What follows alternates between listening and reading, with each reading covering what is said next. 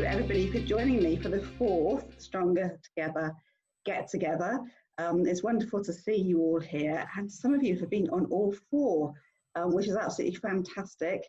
I think it's Fiona's first one, so a special hello to Fiona, but she has tried to join us in the past, but hasn't been able to. And Claire, I think is your first one as well. So welcome to everybody. And without further ado, without me just going off on one completely, I'm going to focus back on what we're going to talk about today, and that is sales. And why, oh, hello Jane as well. So why are sales important? Well, they are, let's face it, the bread and butter of, of your business.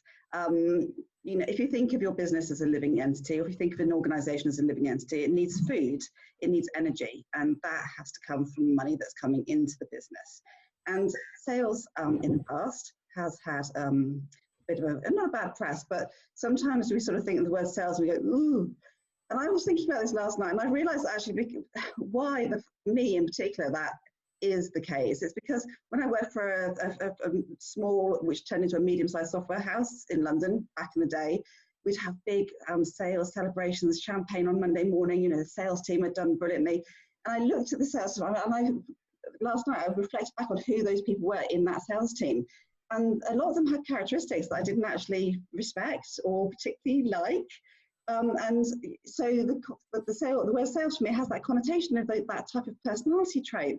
And I've realised that actually, you know, through the work that I've done with Amanda over the years, actually that's really not the case. That's where people are selling something that's, you know, yeah, they have a vested interest, maybe they're getting some commission, but as a business owner, we are talking to people about what we do. And, you know, you can call it sales, but actually we're adding value to people. We're solving other people's problems. So if we can move away from the word sales and actually into value add and all of that good stuff, then it makes it far easier. Actually, when people phone me and they say they've got a problem, I love talking to them. I absolutely love talking to them because I like to help people, I like to fix things, I like to see what we can do to make their lives better, their businesses better. So I don't have a problem with sales at all. I love sales. But if somebody said to me, you know, sales, then I'd be like, ooh. So, you know, and today really is about getting some help from Amanda to get us over any of those sort of slight blocks that we may have. So now is a really important time to be doing sales. September often feels like a bit of a new year for businesses. And, you know, there's a change in seasons, there's a change in energy. To a certain extent, we've come out of lockdown, we've got the 6-person thing, but, you know, there's been a lot of changes that have been sort of gradually happening. But most importantly, well, equally importantly, we're not that far away from Christmas in a sense, and it won't be too long and before we start hearing people say, oh, we'll leave it until the new year to make a decision.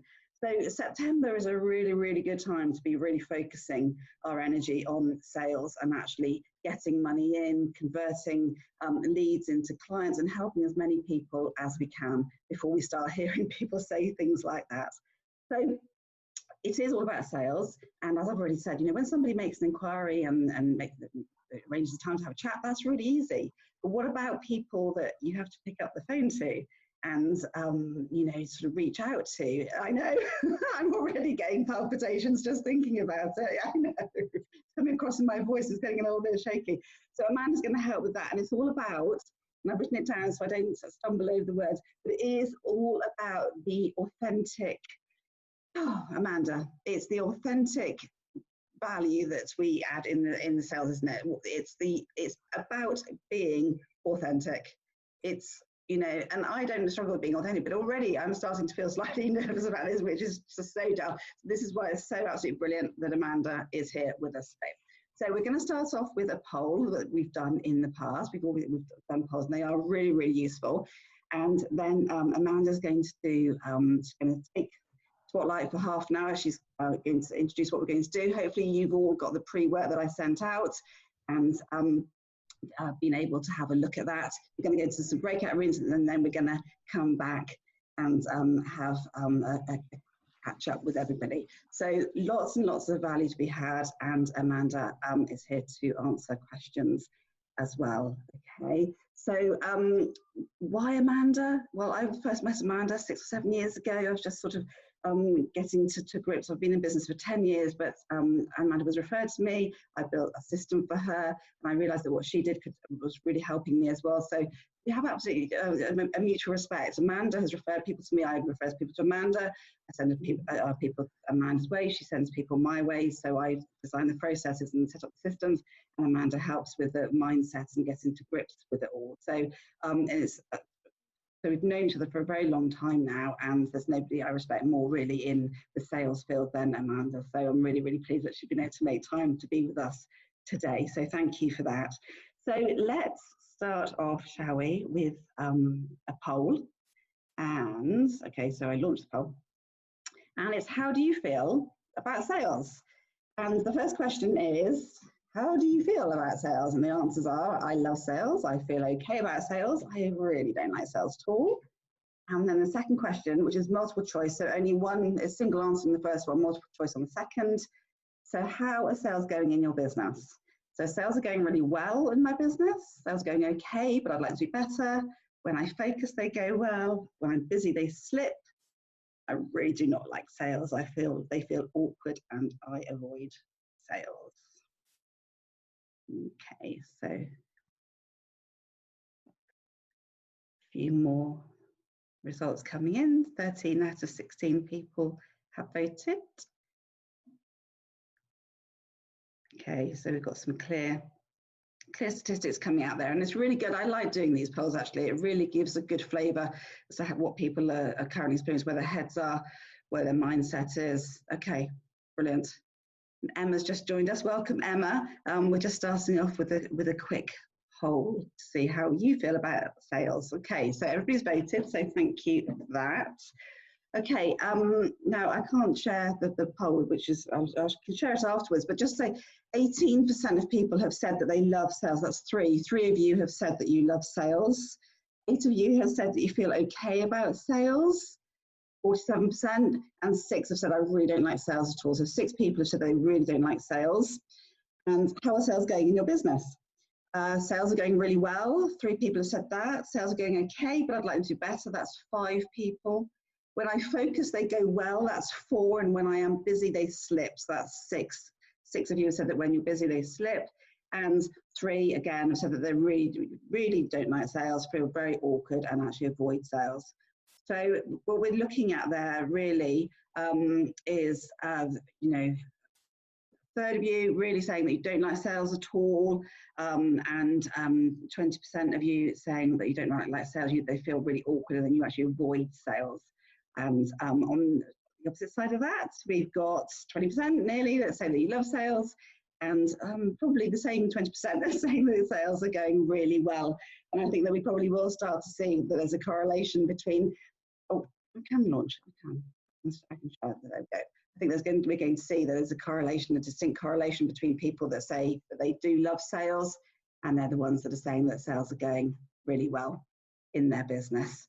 And we'll probably see equally the correlation between people that are saying they don't like sales and the ones that are saying that aren't going particularly well and that they feel awkward and actually avoid sales. So thank you for that, everybody. That's brilliant. And I'm going to just close that down. Do put questions in the chat as we go through. We're trying to pick up as many as possible. Has everybody got the documents that we sent out? Did everybody manage to have a look at those? Sales and Claire. Okay, brilliant. Okay, so do let me know if you haven't received it, and I can try and send it over to you. Thank you. So, Julia, I don't think I've got anything. Haven't you? You. Okay, I shall send you over. So I sent out a MailChimp campaign this morning, which was a little bit of pre-sales, pre-work, which was identifying your ideal clients, knowing your avatar, and a list of top 10 clients that you could potentially contact and what you might say to them. That would come out of this, what you might say. And then the third piece was some help with the story part of the Julia, work. I didn't get it either. It's okay, it's brilliant. gone into my spam. Has it? So can I say, don't worry, you don't need to start digging around for it now. because I'm going to explain it.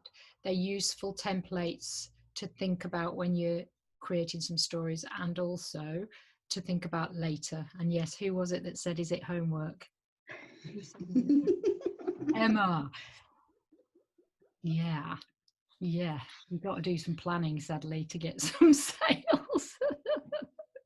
Yeah, and they're all back to school, aren't they? So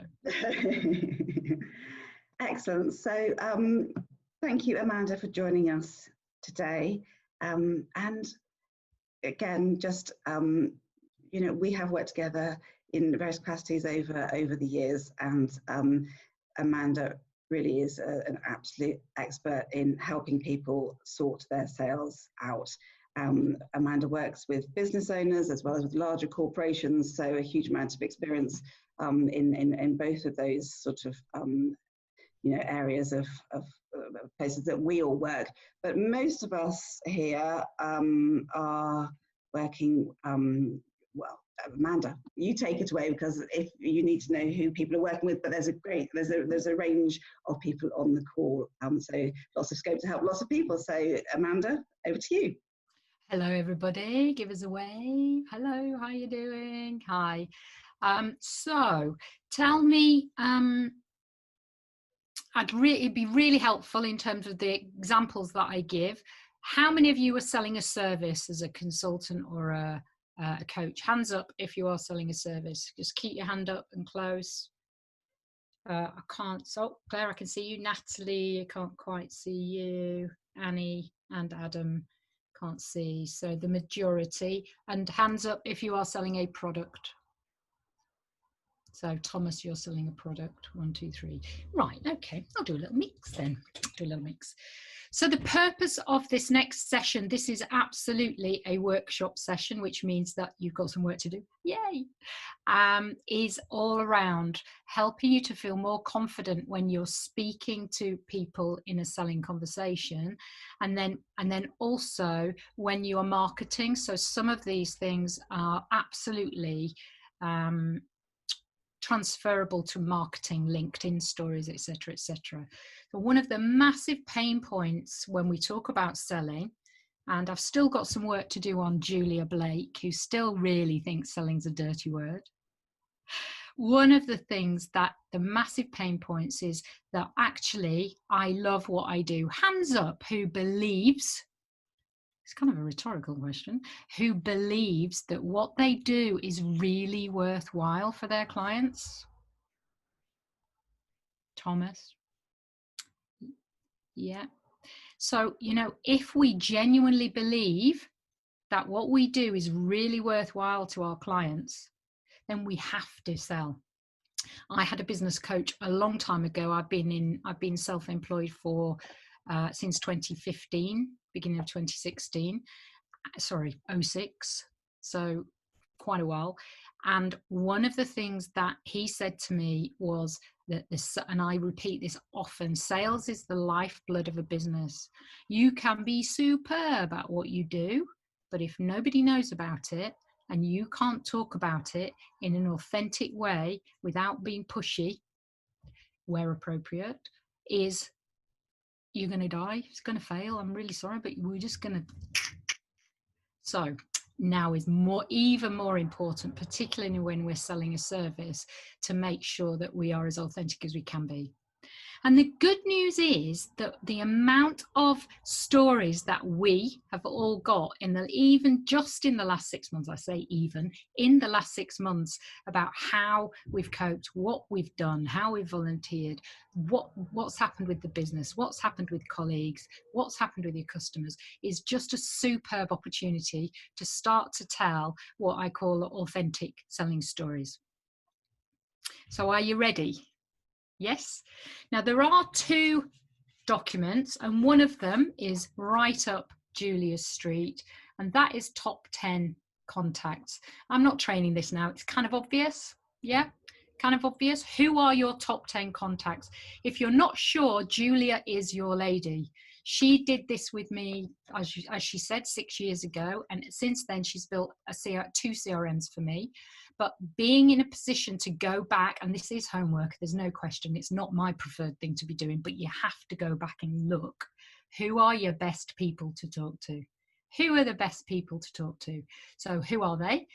Write yourself a list and put it on somewhere next to your screen, and try to tell a story to each of them in the next 2 weeks. I'll be absolutely, I'll put my email address in there. I'll be absolutely delighted to link in or put it into the LinkedIn group or hear about how it's gone. In the next 2 weeks, 10 people, one a day. How are you feeling about doing that? Who feels like 10%, 100% can do that? Right, okay. In the chat, or if you'd like to share, what's causing a problem? What's the problem? What's the challenge and block? What's your block? So guys, yeah, energy, thank you, Adam. Sophie's saying prospective or existing. Very good question. I'll come back to that in a minute. Do we mean raving fans? Sophie's saying hard to find people that need my service. Right, so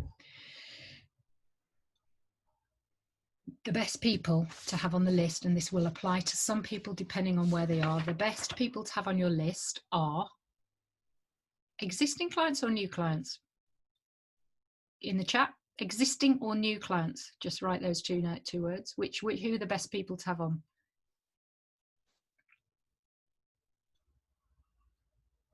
So right now, if you need sales urgently, the best people to have on board are existing clients. If you are new, and I'm just looking at you, Claire A, because I know that you are brand new into a business and you've launched a business during COVID, that you will have existing connections who you know and who have got previous with you and who you have a rapport with. So for existing, I would class them as your existing potential customers. So, but the answer is actually we do need both.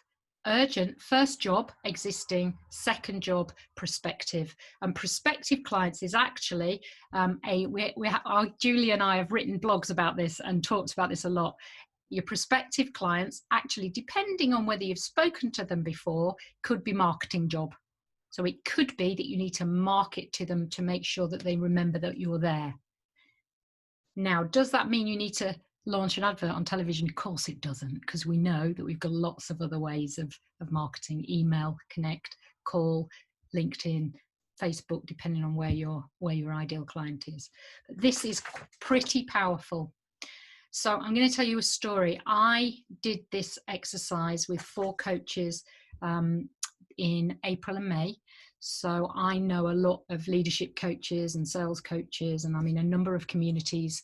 Lucy Francis is there. Hi, Lucy. Lucy's in one of our communities, and in one of those communities, we'd got people who are at various stages in their business and had been talking about potentially having some sales training in the past. COVID hit, and honestly, people were on the floor in terms of what to do next for various reasons. 2 people who I'd been talking to were shielding and knew that they were going to be on their own, pretty much on their own for quite a long time. So they got a real dilemma. And so what we decided that we would do is that we'd work together, and we had 4 sessions. 4 people came together. There were 4 sessions. And this document was the first thing that we did.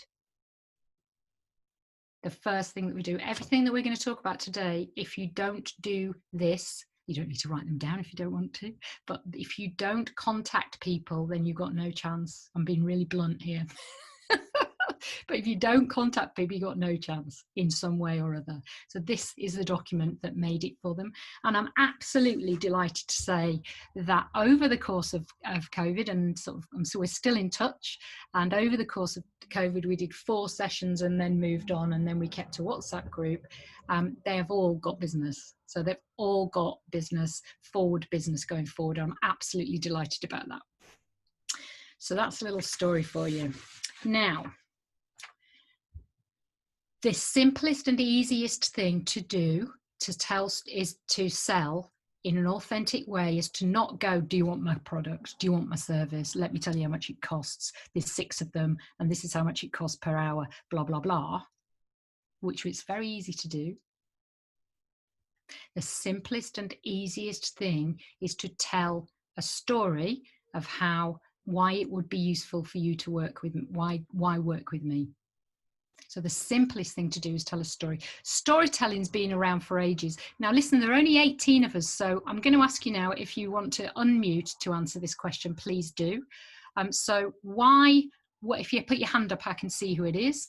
Why is it so important to tell? What is it about stories? Who's had some input in terms of stories before? Fiona. They're highly memorable, and if you tell the right story, it's highly relatable. So they're memorable and relatable. Why are they? Emotional connection, I can see that Claire's put in the chat, emotional. So why are they so memorable, people? Why are they so memorable?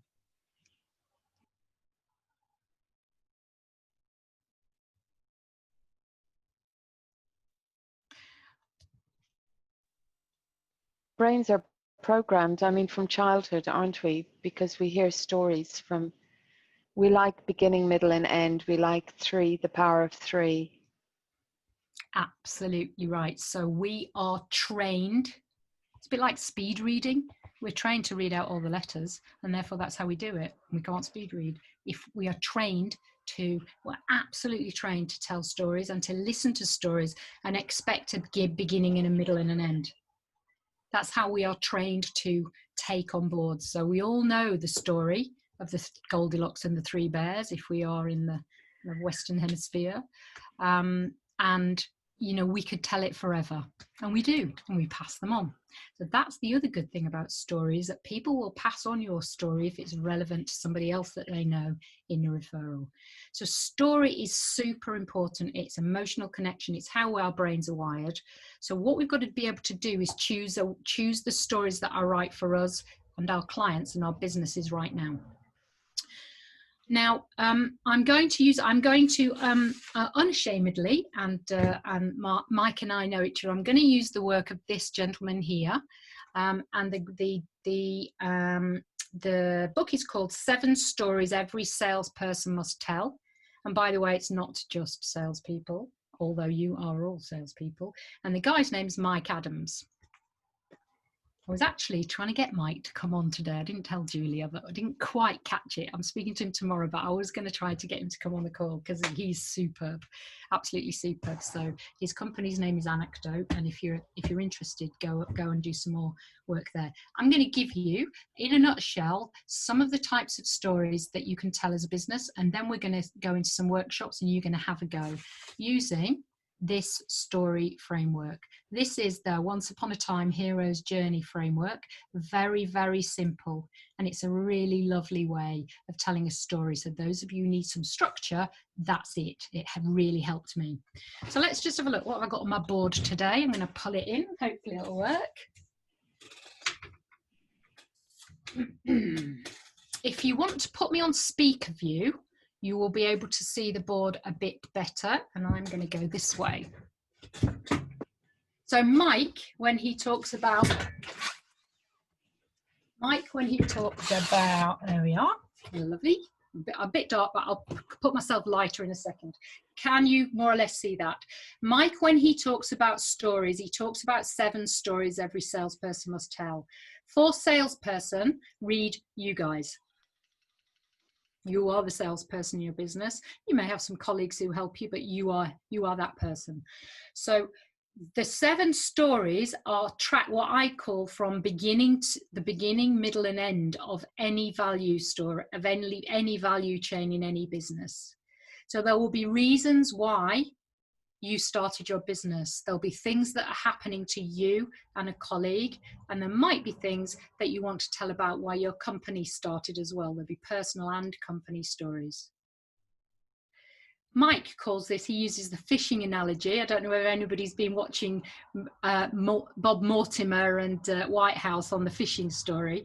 Well, I'm just going to practice my cast, but basically we're trying to hook people in to be interested and being aware of what we are doing. And in the hook, there are 3 types of story: personal, colleague, or company. Personal, colleague, or company. Okay.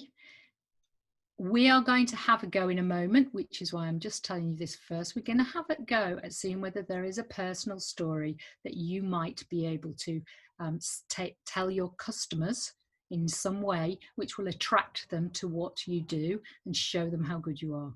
That's what we're going to do in a minute.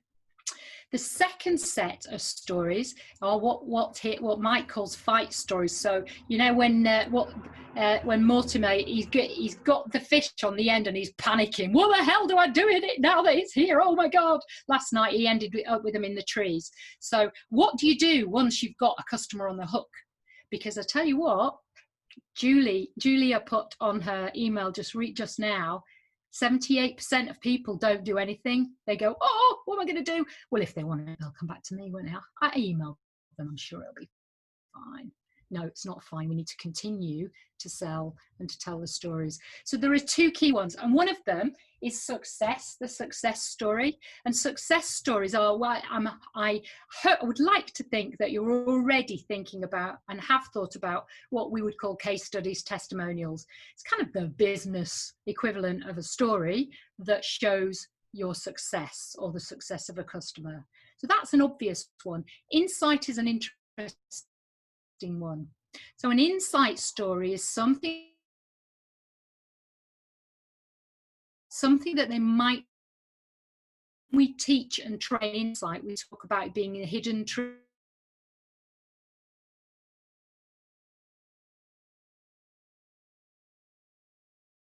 To tell a story.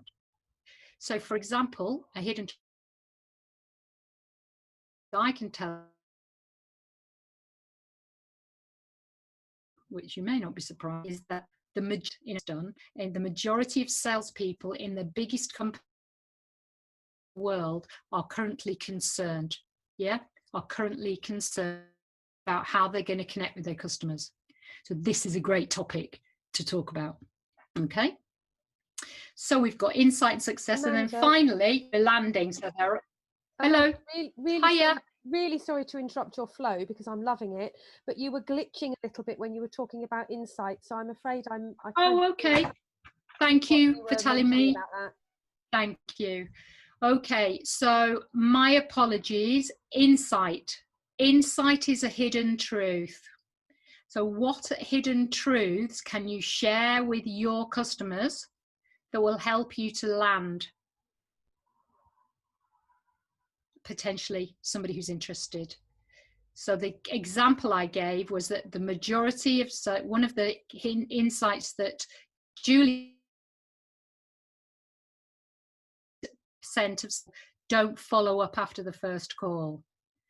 Another insight is that the majority of salespeople that we've spoken to, Uspire and Sales Growth Expert, are concerned about how to continue to connect virtually. They're examples of insight. Okay. Please shout up if that happens again.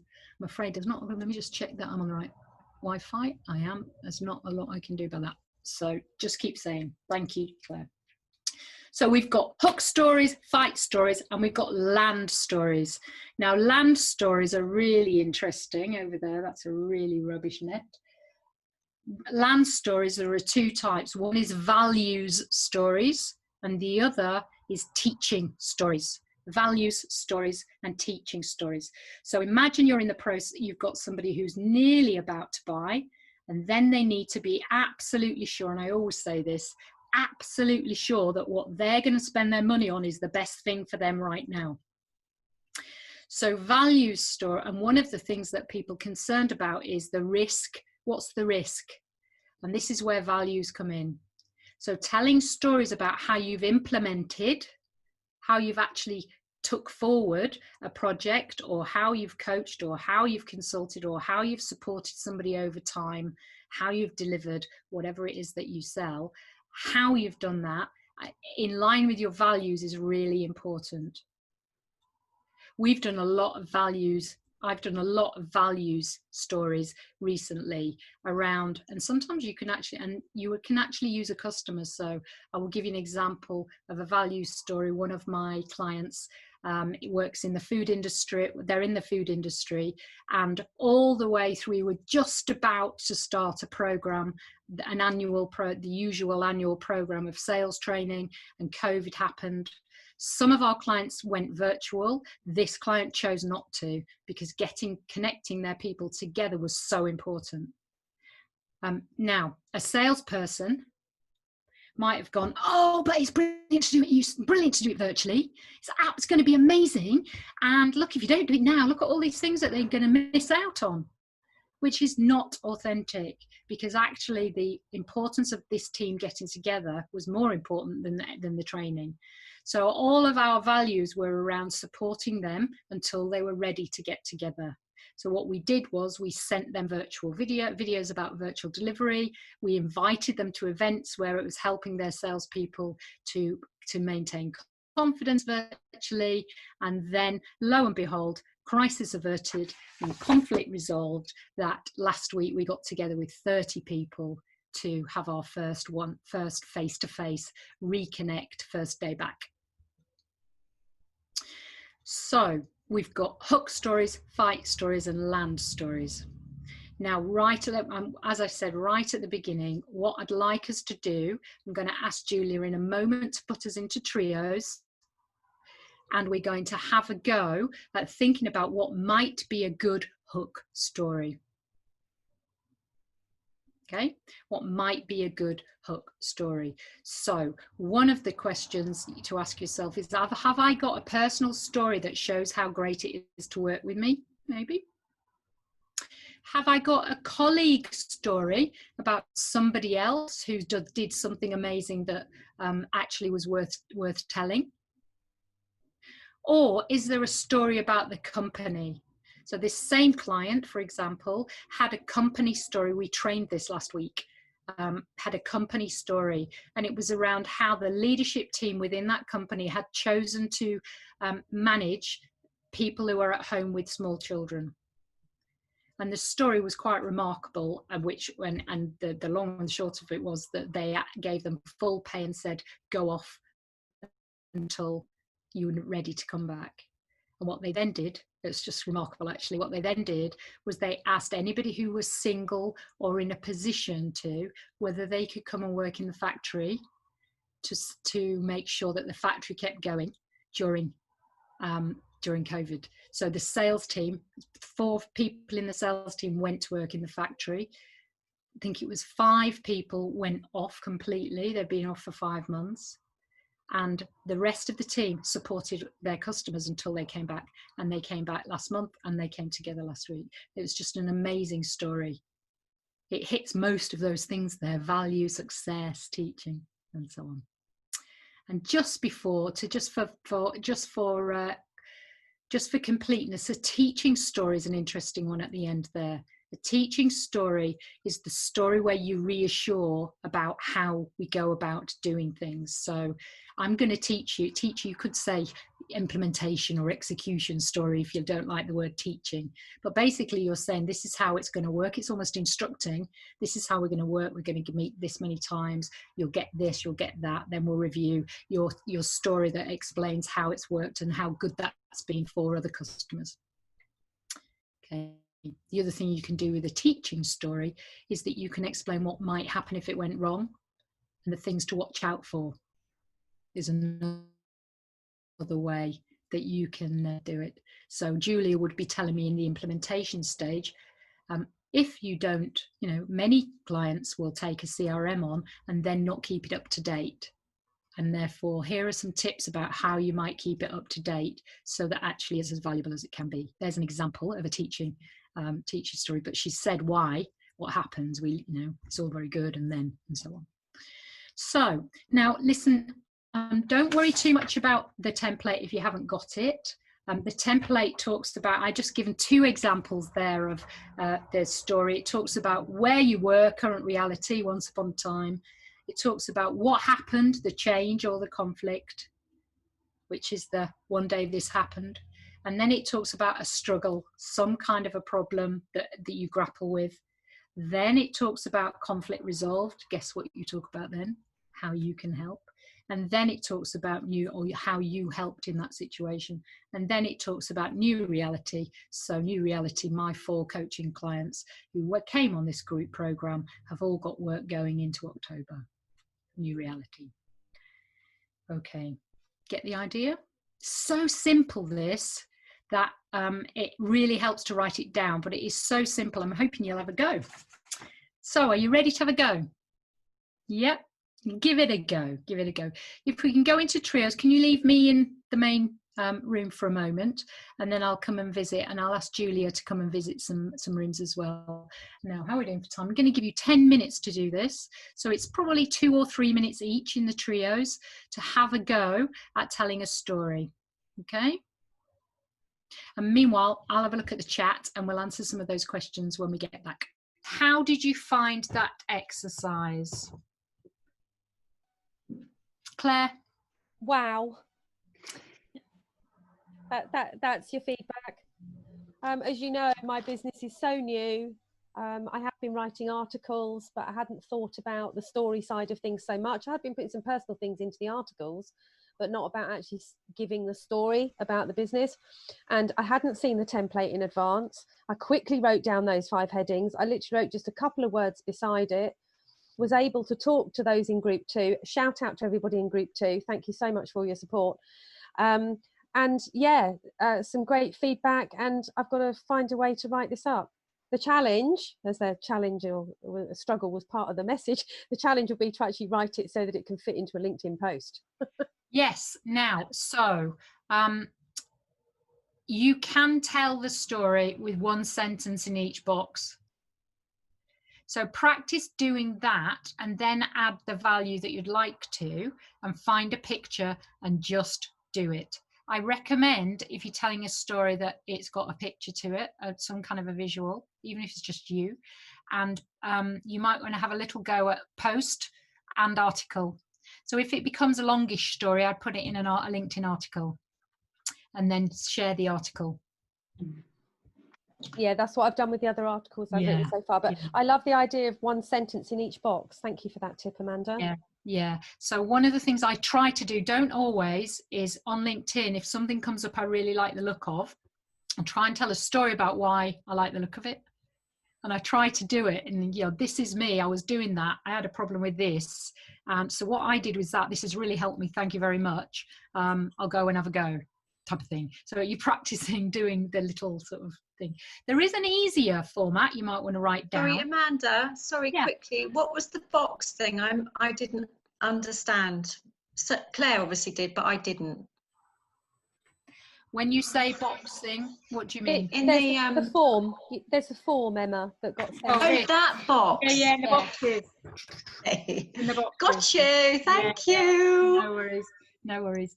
There is an easier one, which sometimes works on LinkedIn, which is kind of was, felt, did. Another story format.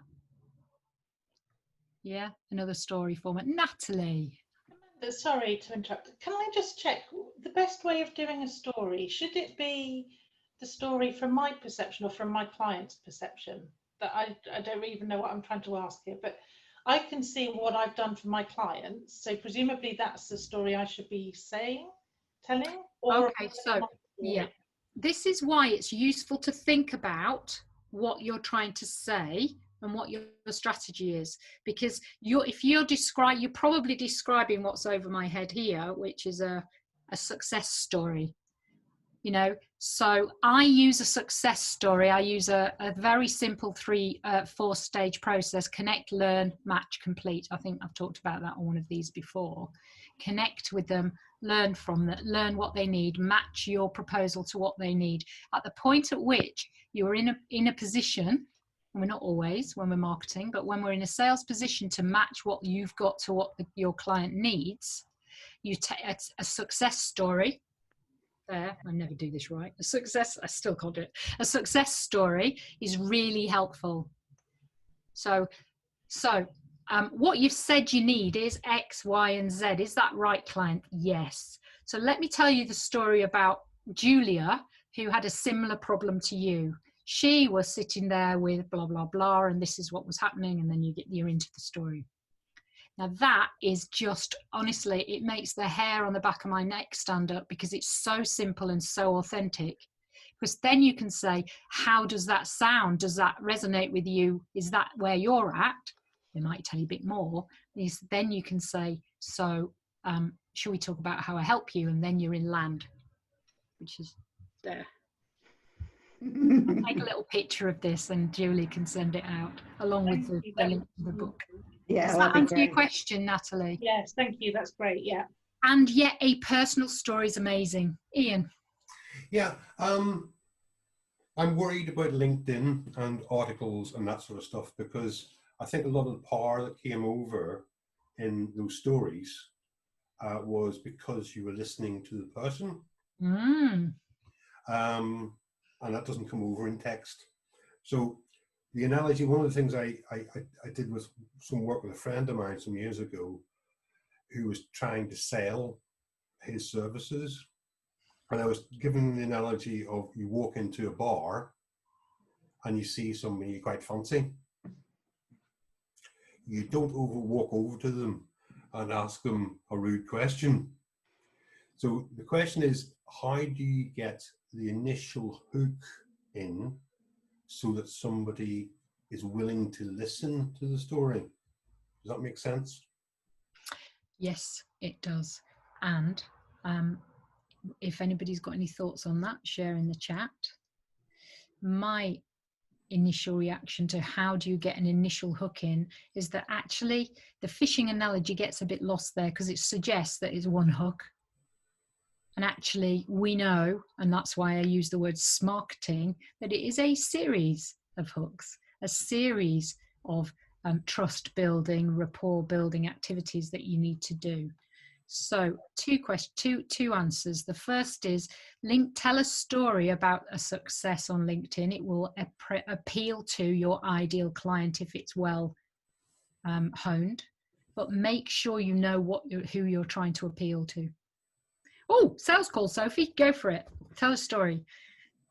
So actually do that. Now, I am under no illusions that actually face-to-face is best.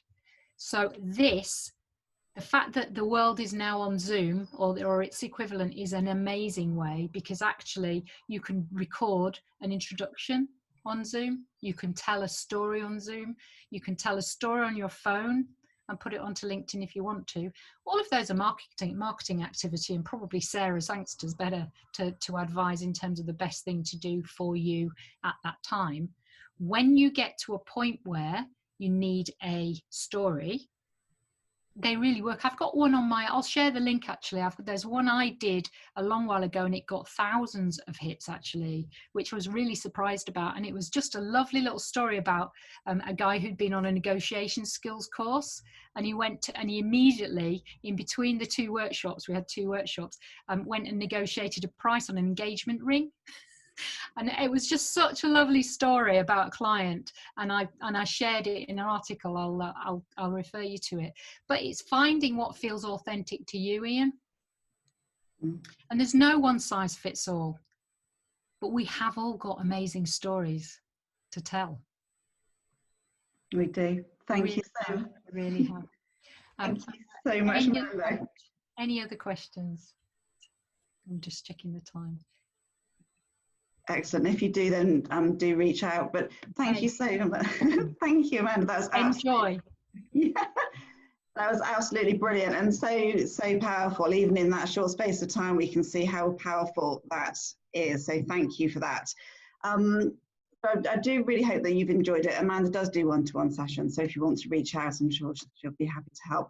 But also just wanted to say that Amanda and I are joining forces, and we're going to set up actually a joint program starting on the 16th of October. It's a 4-week course. It's 90 minutes for 4 weeks. The first session is really honing who your ideal client is, and then we're going to move on to what is your value story. And then we're going to look at how you can connect and you can learn from potential clients as well. And then the fourth session is how to match what you offer with what they need, and then how to complete that. So that's starting. So I'll put the information. If you want to just put a little note in the chat saying if you're interested in finding out more about that, registering an interest, that would be great. You get both myself and Amanda helping you for that 4-week period. And we're actually so confident that actually we'd like to say that if you follow what we say and you don't get any new business by Christmas, then we will give a refund on anything that you've invested. So just to say that as well. But I also wanted just to mention Fiona has got something happening in September as well, and get a transcript done, and then you've got a blog post, a LinkedIn article, and all that stuff. I do not specialize in video. Sorry, I'm a voice and speech coach, so I help people engage and connect with audiences. I'm just sorry for interrupting you, Julie. I just hate anybody to think I was an expert in video. I don't think any of my videos show that. So, okay, but thank you. You're very welcome. So yeah, so what I was trying to say was, which came out completely wrong, I do apologise, Fiona, is that Fiona helps people present themselves in a really positive way, and with great experience as a voice coach, and I'm loving what you're doing with the videos on LinkedIn, etc. So do share what you've got something coming up, I know, Fiona, in September, so do please share that with everybody as well. And Ian as well, just to give a shout out, Ian helps people with creativity and getting their creative juices flowing. And I think we've really seen from today that we do need to be creative with this type of thing. So Ian, I'm sure, would be happy to help with helping with their creativity. I've had a session with Ian actually, and it's really amazing what type of things you can do to help yourself be more creative. So do reach out to Ian as well. I know lots of conversations are going on with people as well outside of this group, which is really, really great to hear about, really great to see. Do keep on doing that, because it's wonderful just to provide a forum where you can all connect, and do pop into the Stronger Together group on LinkedIn as well, and see if anybody else would like to join us, etc., etc. But all good stuff. We're not just closing the meeting, we are here for a little bit longer. So does anybody have any questions? Would anybody like to share anything they have found useful, or any problems that they're particularly, or issues that they're facing at the moment? We've got a great group of people here that would be happy to help, I'm sure. How are things going for everybody? I just wanted to share and thank you for what you said, Amanda, and the course that you're running with Julia about getting your values to align with your sales. I was sharing in my group that I didn't see them as being together and integrated, and it was only when I got my values nailed that I found a way of doing selling, I'll still put it in inverted commas, that was authentic and had integrity, because my language, it almost gave me a new language with which to communicate, and a heart with which to communicate. Whereas when I wasn't nailed to my values, it just felt like a horrible, icky process that was, ugh. So yeah, I think that course is going to be awesome. It is absolutely critical, and it is a game changer. When you're really clear and comfortable with what's in the middle of the onion, then you can put all the onion back together again, and your behavior changes completely. And one of the things that I've suffered from in the past, over the years, is being too pushy. And so, you know, when I describe not being too pushy, it comes from personal experience. And you can see in people's faces when you become too pushy. You can see it.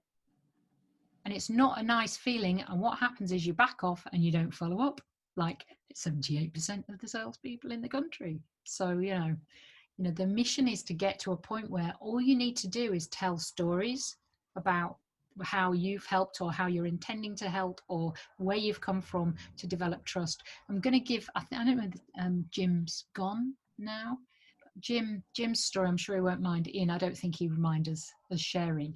Jim's story was about why he did what he did, and I didn't know what he did. And he immediately built trust when he talked about the fact that he was in the sort of 9 to 5 and he was not feeling authentic, and he decided to work for himself because he felt like he could do a better job. And then he said, and that's why I got into foreign exchange. And I'm thinking, whoa, foreign exchange, oh my goodness. And then he said, that's why I got into foreign exchange. And one of my first customers was somebody who, then he told the little story, and he saved them 20 grand. At which point I'm thinking, oh, I know where to come if I need some foreign exchange work. And because he got immediate trust by telling a personal story. And it comes from values. The reason he did it was because actually he felt like he wasn't being authentic to himself in where he was before, which kind of, I'm looking around, certainly that's me, you know, back in the day when I was selling peanuts and frozen desserts and all those other things that I used to sell, which aren't very good for you. So thanks. I think what I've had listening to everybody in our little group, I've had a moment to think, actually, there's loads of stories. Why have I never captured these stories before? And to acknowledge the successes of having my business for so long. And, you know, whilst it's challenging at the moment, I'm not about to let it go, because actually myself and my team are bloody good, excuse my language. But you're so busy being in it that you don't recognize. And when I look back at some of the stories of where we've added value or supported or seen different ways of doing something where we know that it works because it's been successful elsewhere, you're so busy you forget to capture. So I've got a bit of a challenge on the next 2 weeks. I've reached out to all of my customers to arrange a social, a lunch, a video, something. But I need to go in there listening, being present and authentic, but also have thought about stories and different ways that others don't know what we've done to help other people, to help get them through, not just now, but things we've done before. So I've got some stories to write. So thank you so much. Yeah, let me just give you an example. So Lucy is my PA and has been for 10 years, over 10 years. Here's a story. Last week on Monday, I had 30 psychometric profiles that my client decided they wanted with 24 hours notice. I panicked. I thought, there's no way we're going to get them away. I rang Lucy and her team, said, do you think we can do it? They said, yes, let's do it now. Leave it to us. On Wednesday morning, I turned up at a workshop in Harrogate, having driven all of Tuesday, and every single individual had their personal profile. That's my colleague Liz. She's awesome, and I'm so proud to have her on my team. But thank you for sharing. So that's how quickly you can tell a story, you know, and that's a colleague story because Lucy is my colleague in my power team. Thank you, Amanda. Thanks. Yeah. So.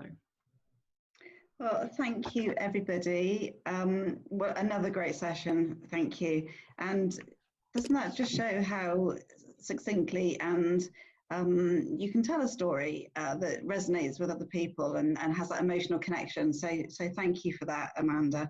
And thank you to everybody for joining us again today. Another great session. This one has been recorded, so if you'd like the recording, let me know. And do stay in touch and enjoy the sunshine, enjoy the rest of your day, and we'll speak to you and see you soon. Thank you. Thank you so much. Bye. Bye, everyone.